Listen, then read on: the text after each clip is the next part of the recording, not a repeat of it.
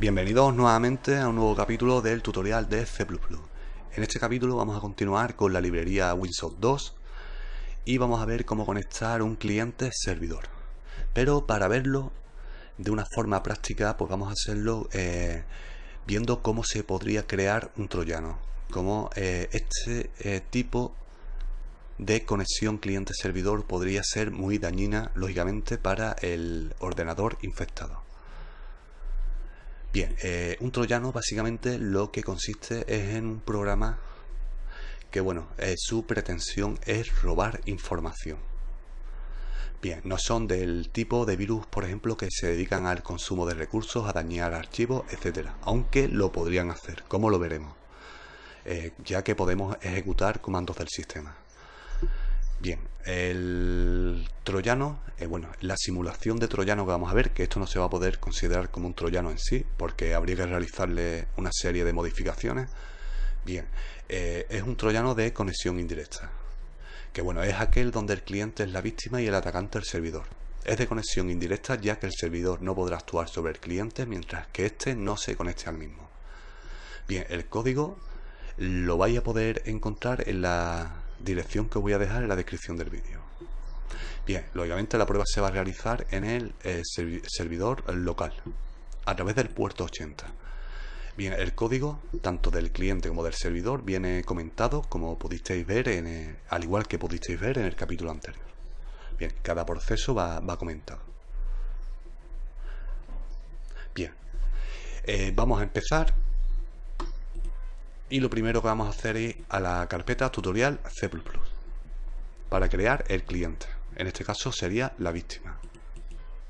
Este programa, en el caso de un troyano, que se alojaría en una víctima con un ordenador distinto, lógicamente, al del servidor. Bien, nueva carpeta. Y lo vamos a llamar como troyano-cliente. Bien, para Winsock 2 vamos a necesitar la misma librería que utilizamos en el capítulo anterior. Para esto, pues simplemente voy a irme a cliente FTP, que es del capítulo anterior. Y bueno, en la carpeta lib visteis que utilizamos teníamos esta librería.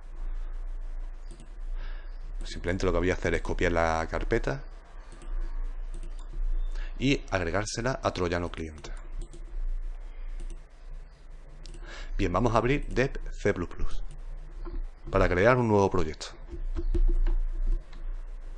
Bien, vamos a crear un nuevo proyecto, va a ser una consola, una aplicación de consola.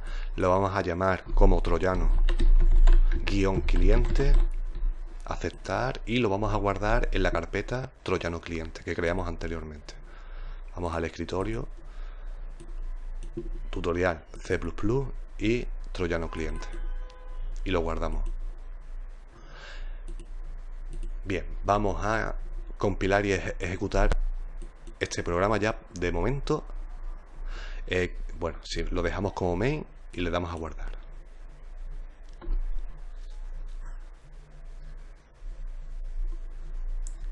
Bien, vamos a importar la librería, proyecto, opciones del proyecto. Vamos a parámetros, a linker, añadir biblioteca, y le añadimos. Aceptar.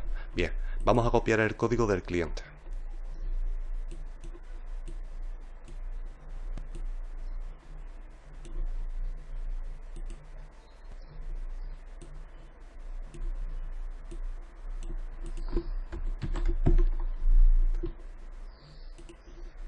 Y bueno, reemplazamos este código por el nuevo. Bien, vamos a ejecutar ya este programa, compilar y ejecutar. Este programa ahora mismo lo que va a estar es intentando conectarse al servidor. Lógicamente ahora mismo todavía no se puede conectar porque el servidor todavía no lo tenemos preparado. Bien, siguiente punto. Vamos nuevamente a la carpeta tutorial C++ para crear la carpeta troyano servidor.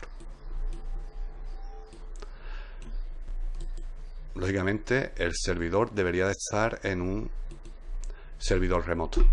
Aunque como estamos viendo la prueba en localhost, pues vamos a tener a ambos en el servidor local.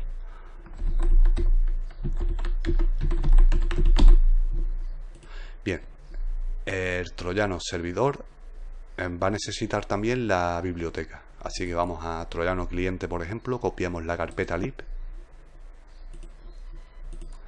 y se la asignamos al troyano servidor. Bien, vamos a abrir de C++ y vamos a crear un nuevo proyecto.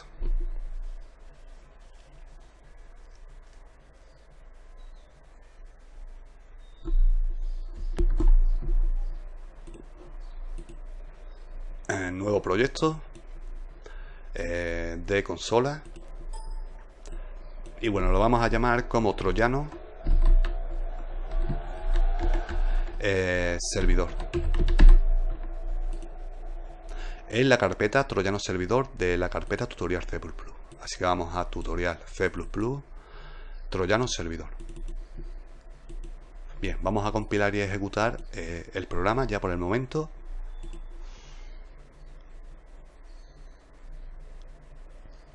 Ok, salimos del programa y vamos a incluir la librería, opciones del proyecto, parámetros, linker y añadir biblioteca.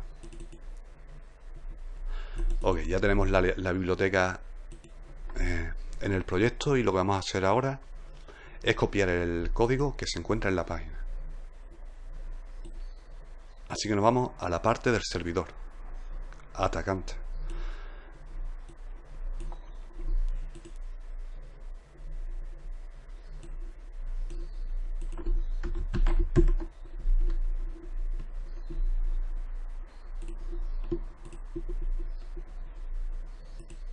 Y bueno, reemplazamos el código.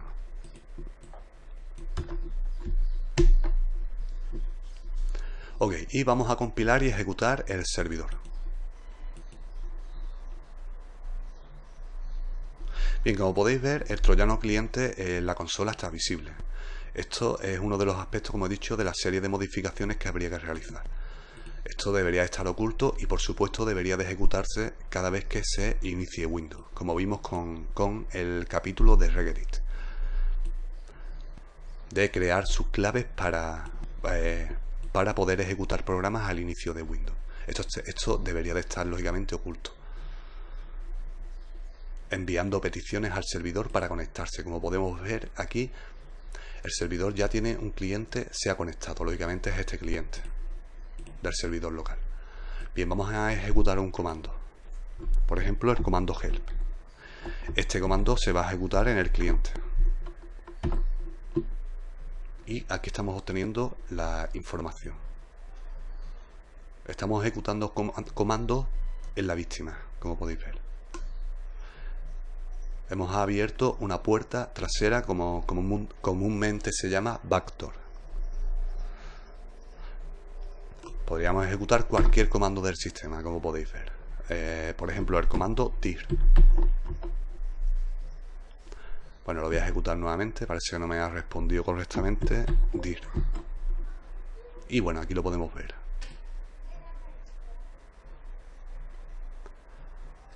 Por ejemplo, podría acceder a la ruta C.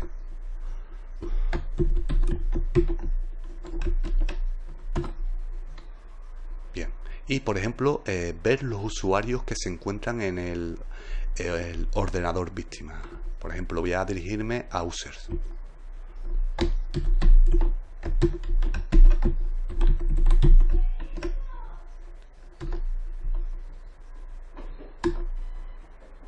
Y aquí puedo ver un usuario llamado Manu. Bueno, pues, que soy yo, lógicamente. Accedería.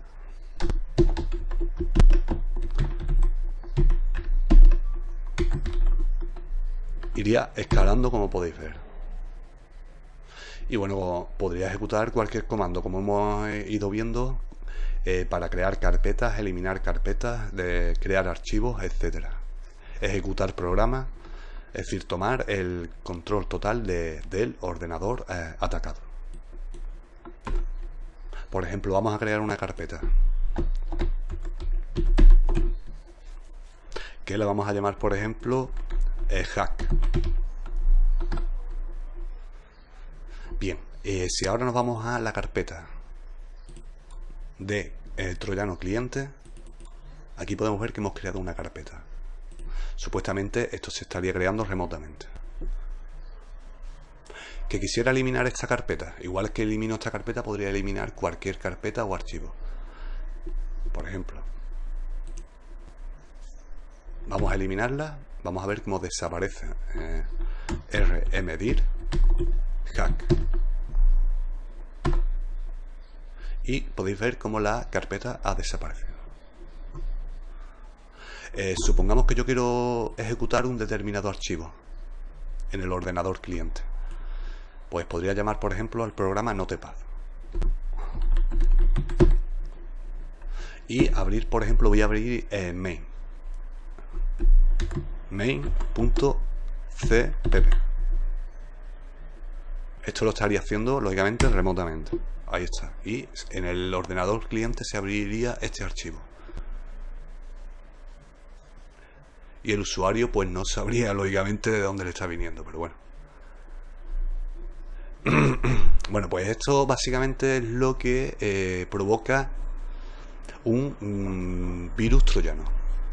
Como podéis ver, podría ir accediendo y ir obteniendo información y ir controlando el ordenador atacado.